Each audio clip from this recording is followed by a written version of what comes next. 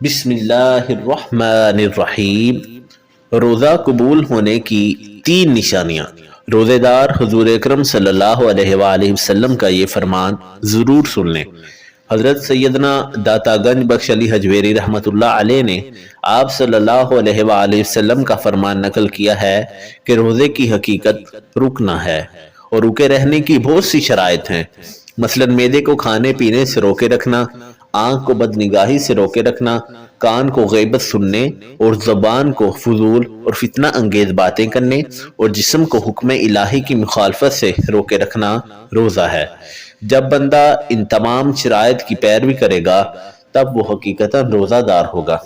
آپ رحمت اللہ علیہ کے اس فرمان مبارک سے ظاہر ہوتا ہے کہ جب وہ حقیقتاً روزہ دار ہوگا تو انشاءاللہ اس کا روزہ بھی مقبول ہوگا۔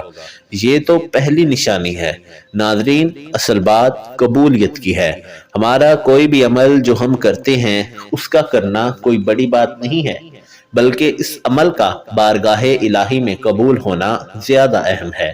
آپ صلی اللہ علیہ وآلہ وسلم نے ارشاد فرمایا، روزہ صرف نہ کھانے یا نہ پینے کا نام نہیں، بلکہ روزہ آنکھ، کان، ناک، منہ اور زبان کا ہے کہ زبان سے غلط بات نہ بولی جائے، کانوں سے غلط چیز کو نہ سنا جائے۔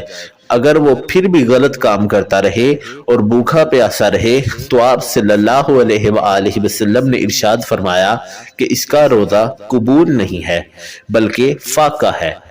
یہاں روزہ قبول ہونے کی کچھ نشانیاں ملاحظہ فرمائیں کہ اگر آپ کا روزہ قبول ہوگا تو کچھ ایسی نشانیاں خود بخود ظاہر ہو جائیں گی جس سے آپ یہ سمجھ سکتے ہیں کہ ہمارے روزے کو اللہ رب العزت نے قبول فرما لیا ہے یا نہیں۔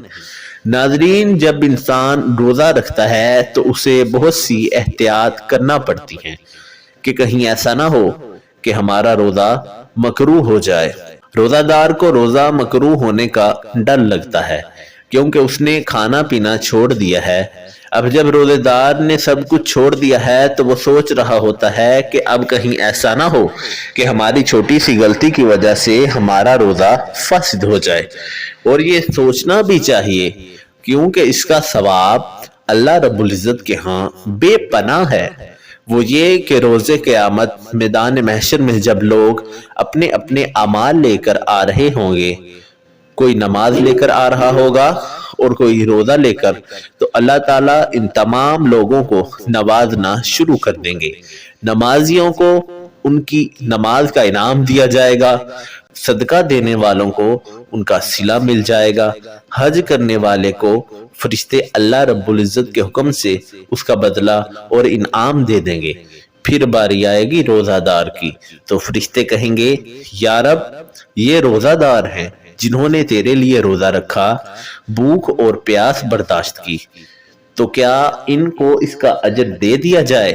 اللہ فرمائے گا، اے فرشتوں، پیچھے ہٹ جاؤ، ان کا روزہ خالص میرے لیے تھا اور میں خود ان کو اس کا اجر عطا کروں گا۔ کیونکہ انسان نماز میں دکھاوا کر سکتا ہے، صدقہ دینے میں دکھاوا کر سکتا ہے، لیکن روزہ رکھنے میں انسان کبھی دکھاوا نہیں کر سکتا، کیونکہ اس بھوک اور پیاس کو روزہ رکھنے والا خود ہی تصور کر سکتا ہے۔ جیسا کہ کہا جاتا ہے کہ قبر کا حال مردہ ہی جانتا ہے، اسی طرح جو انسان پورا دن بھوکا پیاسا رہا وہ خود اپنے حال سے واقف ہے۔ ناظرین، فرض کریں کہ آپ نے عصر کی نماز پڑھی اور عصر کی نماز کے بعد آپ نے مغرب کی نماز بھی پڑھ لی، تو مغرب کی نماز پڑھنے کی توفیق مل جانا اس بات کی دلیل ہے کہ آپ کی عصر کی نماز اللہ رب العزت نے اپنی بارگاہ میں قبول فرما لی ہے۔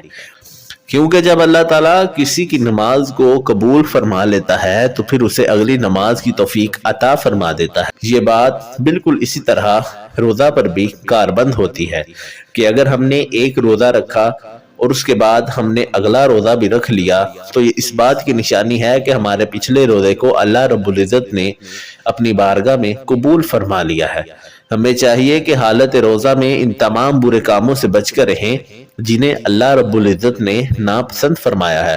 انسان کمزور ہے، وہ اپنے نفس کے وسوسوں میں آ کر بعض اوقات گناہ سرزد کر جاتا ہے، لیکن پھر بھی ہمیں ہر حال میں اللہ رب العزت کی پناہ مانگنی چاہیے اور اپنے نفس پر روزہ کی حالت میں مکمل کنٹرول کرنا چاہیے۔ جب روزہ دار افطاری کے وقت دسترخوان پر بیٹھتا ہے اور اذان ہونے سے پہلے اللہ رب العزت فرشتوں سے فخر فرما کر کہتے ہیں کہ دیکھو میرے بندے کے سامنے کھانا رکھا ہوا ہے، اے فرشتو اس کو بھوک بھی ہے لیکن کھانا کیوں نہیں کھا رہا؟ تو فرشتے جواب میں کہتے ہیں یا رب اس کو تیرے خوف نے روکے رکھا ہے۔ تو اللہ فرماتا ہے کہ جاؤ میں نے اس کی بخشش فرما دی۔ تیسری نشانی یہ ہے کہ جب کسی انسان کا روزہ اللہ تعالیٰ اپنی بارگاہ میں قبول فرما لیتا ہے تو اس کو ذہنی سکون ملتا ہے، دل میں تقویت حاصل ہوتی ہے، انسان کا دل نیکی کی طرف معمور ہو جاتا ہے اور اسے گناہ سے نفرت ہونے لگتی ہے اور اگلے روزے کی توفیق ملتی ہے۔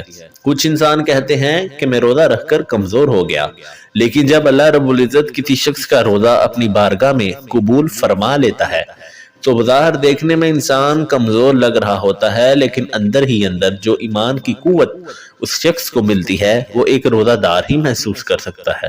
یہ روزے کا کمال ہے، اور یہ بات سائنسی تحقیق سے بھی ثابت ہے کہ روزہ رکھنے سے انسان کے جسم میں موجود کینسر کرنے والے سیل خود بخود ختم ہو جاتے ہیں۔ جب انسان روزہ رکھتا ہے تو انسان کا جسم خود بخود ان کینسر کرنے والے سیلز کو مارنا شروع ہو جاتا ہے۔ اس طرح انسان کا جسم مکمل طور پر ریفریش ہو جاتا ہے اور نقصان دہ بیماریوں سے بچ جاتا ہے۔ دیکھنے میں تو انسان روزہ رکھ کر بھوک پیاس برداشت کرتا ہے، لیکن اندر ہی اندر اس کے جسم سے نقصان دہ مادوں کی صفائی ہوتی جاتی ہے، اور یہ بات سائنسدان ثابت کر چکے ہیں۔ حضور اکرم صلی اللہ علیہ وآلہ وسلم کا ارشاد گرامی ہے روزہ رکھو تندرست رہو گے۔ ایک اور جگہ رسول اکرم صلی اللہ علیہ وآلہ وسلم نے ارشاد فرمایا جس نے ایک روزہ بغیر بیماری یا مجبوری کے چھوڑ دیا اور پھر وہ اس کی قضا میں زندگی بھر روزے رکھے تو وہ پھر بھی اس روزے کا حق ادا نہیں کر سکتا۔ حضور اکرم صلی اللہ علیہ وآلہ وسلم نے فرمایا کہ بروز قیامت جس دن اللہ رب العزت کے عرش کے سائے کے سوا کوئی سایہ نہ ہوگا، اس دن روزہ دار اللہ رب العزت کے عرش کے سائے کے نیچے کھاتا پیتا مسکراتا ہوگا اور بے روزہ دار حساب و کتاب میں مبتلا ہوگا۔ ایک اور جگہ رسول اکرم صلی اللہ علیہ وآلہ وسلم نے فرمایا جس نے رمضان کا روزہ رکھا اور اس کی حدود کو پہچانا اور جس چیز سے بچنا چاہیے اس سے بچا تو جو کچھ گناہ پہلے کر چکا اس کا کفارہ ہو گیا۔ جس نے ایک دن کا روزہ اللہ عز و جل کی رضا حاصل کرنے کے لیے رکھا، اللہ پاک اسے جہنم سے اتنا دور کر دے گا جتنا ایک کوا جو اپنے بچپن سے اڑنا شروع کر دے یہاں تک کہ بوڑھا ہو کر مر جائے۔ ہمیں چاہیے کہ ہم ان فرامین کے مطابق روزہ رکھیں اور اللہ تعالیٰ سے رحمت کی امید رکھیں تاکہ ہمارے روزے کی قبولیت کا سامان ہو جائے۔ اللہ تعالیٰ ہمیں نیک عمل کرنے کی توفیق عطا فرمائے۔ ناظرین، آپ دنیا میں جہاں بھی رہیں اللہ پاک برکت فرمائے آپ کے رزق میں، جان میں، مال میں، اولاد میں، اور بروز قیامت حضور اکرم صلی اللہ علیہ وآلہ وسلم کی شفاعت نصیب فرمائے۔